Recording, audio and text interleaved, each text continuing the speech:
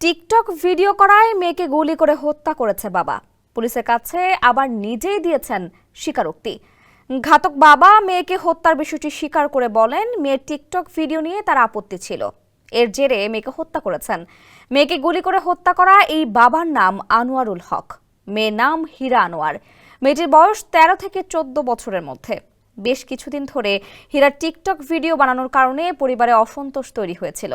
এই হত্যার বিষয়ে পুলিশের এক মুখপাত্র বলেন, মেয়েটির পোশাক আশাক, জীবনধারা ও সামাজিক সম্মিলনের ব্যাপারে পরিবারের আপত্তি ছিল। আনোয়ারুল হক প্রথমে তদন্তকারীদের বলেছিলেন, অজ্ঞাত পরিচয়ের ব্যক্তিরা তার মেয়েকে গুলি করে হত্যা করেছে। তবে পরে নিজে হত্যার কথা স্বীকার করেছেন। তিনি বলেন, টিকটকে তার মেয়ের পোস্টগুলো দেখেছেন, এগুলো তার কাছে আপত্তিকর মনে হয়েছে। মঙ্গলবার পাকিস্তানের দক্ষিণ পশ্চিমাঞ্চলীয় শহর কোয়েটার একটি রাস্তায় এই নৃশংস ঘটনা ঘটে। নিহত ওই কিশোরীর জন্ম পাকিস্তানে। পরিবারটি 25 বছর যুক্তরাষ্ট্রে ছিল। সম্প্রতি সে পরিবারের সঙ্গে পাকিস্তানের বেলুচিস্তানে ফিরে এসেছিল। তদন্তকারীরা বলেছে, হীরার মুঠোফোনটি তারা নিজেদের জিম্মায় নিয়েছে। পুলিশ জানিয়েছে, এই হত্যায় জড়িত থাকার অভিযোগে হীরার মামাকেও গ্রেপ্তার করা হয়েছে।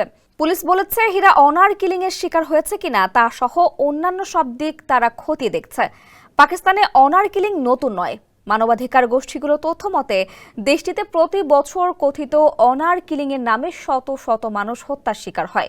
হত্যার শিকার যারা হয় তাদের বেশিরভাগই নারী। অনার কিলিং এ সাধারণত প্রাণ হারানো ব্যক্তির আত্মীয় স্বজনেরাই জড়িত থাকেন। তারা বলে থাকেন, পরিবারের সম্মান রক্ষার্থে এই কাজ করেছেন তারা। বিচারে অনার কিলিং প্রমাণিত হলে আসামিরা দোষী সাব্যস্ত হলে তাদের বাধ্যতামূলকভাবে যাবজ্জীবন কারাদণ্ড ভোগ করতে হবে। ব্রিটিশ সংবাদ মাধ্যম বিবিসির এক প্রতিবেদন থেকে এসব তথ্য জানা গেছে।